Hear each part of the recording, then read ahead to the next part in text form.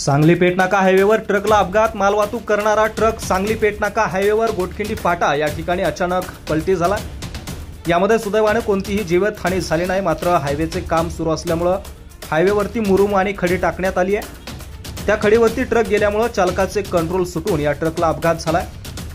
संबंधित काम करणाऱ्या ठेकेदारांनी याकडे लक्ष द्यावं असं आवाहन चालकांनी केलं।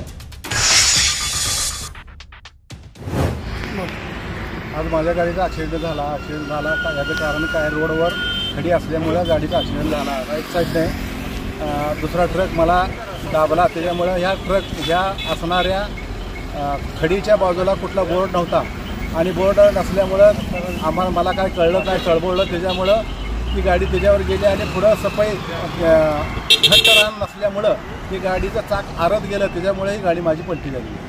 याकडे रस्त्याच्या विभागानं दुर्लक्ष केलेलं आहे, त्याच्याकडे त्या रस्त्याच्या विभागानं लक्ष केंद्रित करावं।